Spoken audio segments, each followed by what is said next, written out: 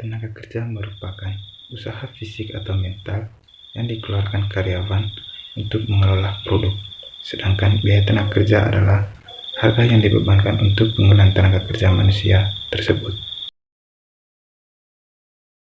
Oke, yang selanjutnya adalah penggolongan biaya tenaga kerja. Nah, penggolongan biaya tenaga kerja ini terbagi menjadi 4 poin. Yang pertama itu adalah penggolongan menurut fungsi pokok dalam organisasi perusahaan.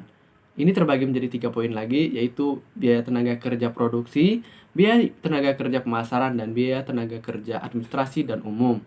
Yang poin kedua adalah penggolongan menurut kegiatan departemen dalam perusahaan. Nah, ini terbagi menjadi 2 bagian. Yang pertama itu adalah biaya tenaga kerja dalam departemen produksi, digolongkan sesuai dengan bagian-bagian yang dibentuk dalam perusahaan tersebut. Nah, untuk poin kedua adalah tenaga kerja yang bekerja di departemen non-produksi, digolongkan pula menurut departemen yang menjadi tempat kerja mereka. Untuk yang ketiga adalah penggolongan menurut jenis pekerjaan. Nah, dalam suatu departemen produk tenaga kerja digolongkan sebagai berikut. Yang pertama itu adalah operator sampai dengan upah operator. Yang kedua itu ada mandor sampai dengan upah mandor. Yang ketiga itu ada penyelia sampai dengan upah penyelia.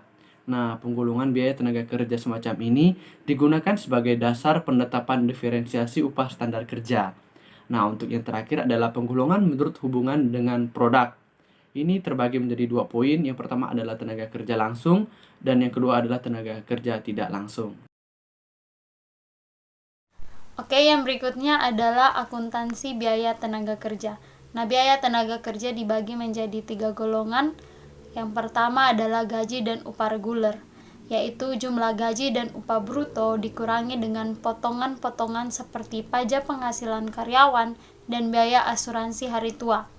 Nah, dalam hubungannya dengan gaji dan upah, perusahaan memberikan insentif kepada karyawan agar dapat bekerja lebih baik.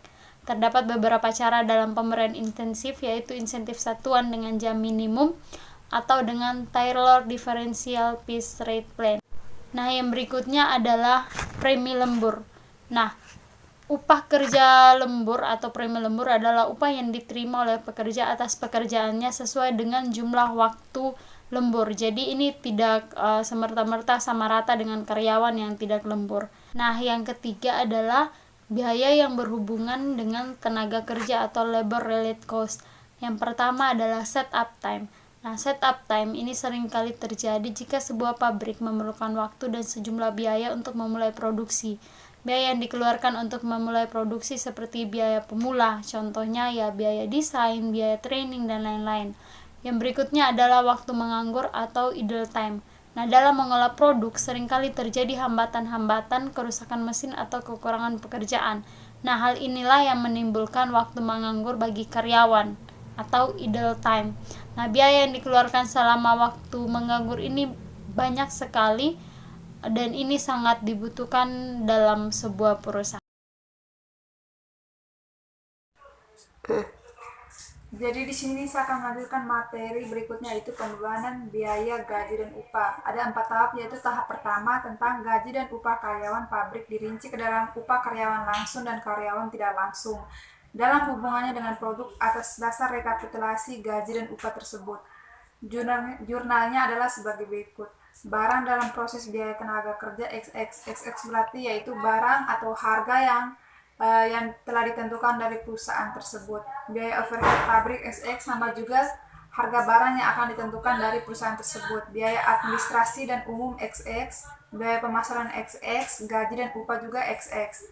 Dan yang kedua, tahap kedua yaitu atas dasar daftar gaji dan upah tersebut, bagian keuangan membuat bukti kas keluar dan cek untuk pengambilan uang dari bank.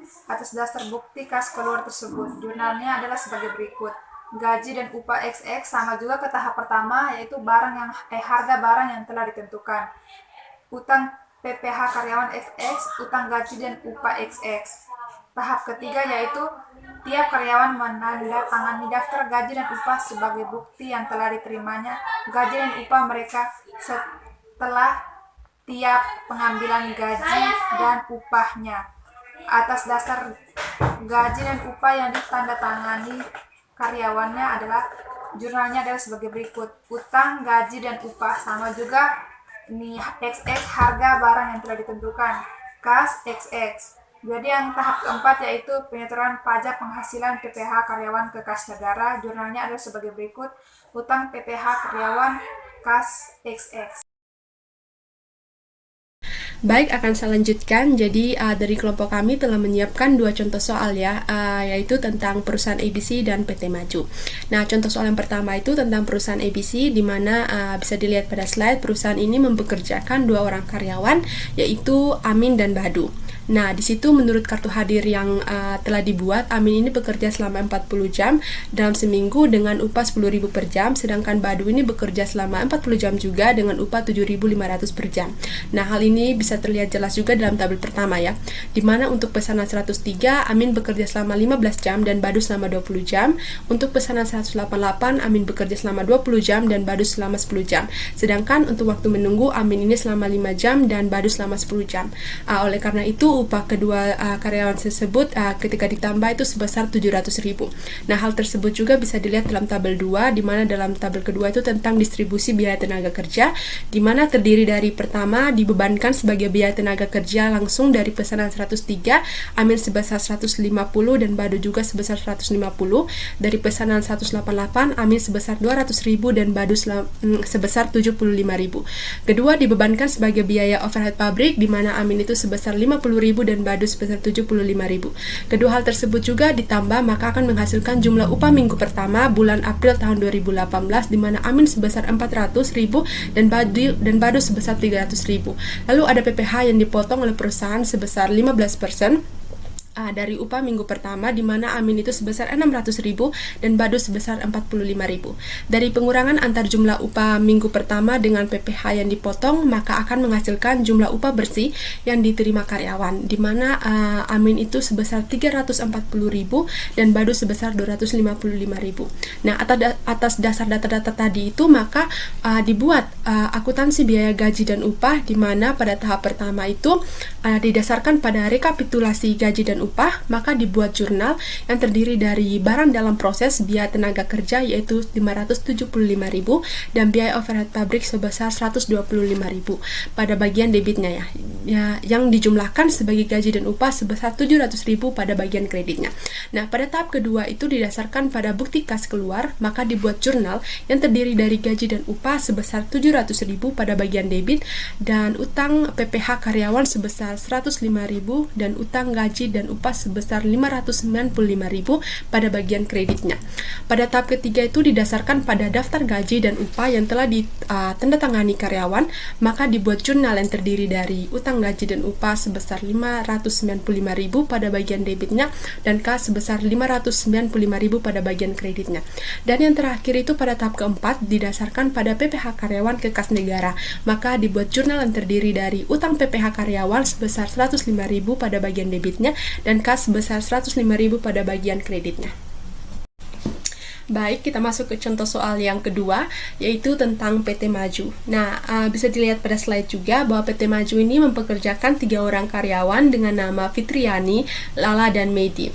Nah, di situ menurut kartu hadir yang telah dibuat, Fitriani ini bekerja selama 35 jam dalam seminggu dengan upah itu sebesar 1.000 per jam. Lala ini bekerja selama 35 jam juga dengan upah 1.200 per jam. Sedangkan Medi ini bekerja selama 45 jam dengan upah sebesar 1.500 per jam. Nah, hal ini bisa terlihat jelas juga ya dalam tabel ke-1, di mana untuk pesanan 432 Fitriani ini bekerja selama 15 jam, Lala 20 jam dan Medi 25 jam. Untuk pesanan 321 Fitriani ini bekerja selama 15 jam, Lala 15 jam dan Medi selama 10 jam. Sedangkan untuk waktu menunggu Fitriani ini menunggu selama 5 jam dan Medi selama 10 jam. Nah, hal tersebut juga dapat dilihat dalam tabel kedua, di mana dalam tabel kedua itu tentang distribusi upah tenaga kerja langsung, di mana terdiri dari yang pertama itu dibebankan sebagai biaya tenaga kerja langsung dari pesanan 432. Fitriani ini sebesar 15.000, Lala sebesar 24.000, dan Medi sebesar 37.500. Dari pesanan 321 ini Fitriani sebesar 15.000, Lala sebesar 18.000, dan Medi sebesar 15.000. Kedua, dibebankan sebagai biaya overhead pabrik, di mana Fitriani sebesar 5.000 dan Medi sebesar 15.000. Nah, kedua hal tersebut kemudian ditambah, maka akan menghasilkan jumlah upah minggu pertama bulan November tahun 2010, di mana Fitriani ini sebesar 35.000, Lala sebesar 42.000, dan Medi sebesar 67.500. Lalu ada PPh yang dipotong oleh perusahaan dari upah minggu pertama, di mana Fitriani ini sebesar 7.000, Lala sebesar 8.400, dan Medi sebesar 13.500. Nah, dari pengurangan antar jumlah upah minggu pertama tadi dengan PPh yang dipotong, maka akan menghasilkan jumlah upah bersih yang diterima karyawan, di mana Fitriani ini sebesar 28.000, Lala sebesar 33.600, dan Fitriani sebesar 54.000. Nah, atas dasar data-data tersebut tadi, maka dibuatlah akuntansi biaya gaji dan upah, di mana pada tahap pertama itu didasarkan pada rekapitulasi gaji dan upah, maka dibuat jurnal yang terdiri dari barang dalam proses, biaya tenaga kerja yaitu 124.500, dan biaya overhead pabrik sebesar 20.000 pada bagian debit, yang dijumlahkan sebagai gaji dan upah sebesar 144.500 pada bagian kredit. Nah, lalu ada pada tahap kedua didasarkan pada bukti kas keluar, maka dibuat jurnal yang terdiri dari gaji dan upah sebesar 144.500 pada bagian debit, dan utang PPh karyawan sebesar 28.900, dan utang gaji dan upah sebesar 115.600 pada bagian kredit. Nah, pada tahap ketiga itu didasarkan pada daftar gaji dan upah yang telah ditandatangani karyawan, maka dibuat jurnal yang terdiri dari utang gaji dan upah sebesar 115.600 pada bagian debit, dan kas 115.600 pada bagian kredit. Yang terakhir pada tahap keempat itu didasarkan pada PPh karyawan ke kas negara, maka dibuat jurnal yang terdiri dari utang PPh karyawan sebesar 28.900 pada bagian debit, dan kas sebesar 28.900 pada bagian kredit.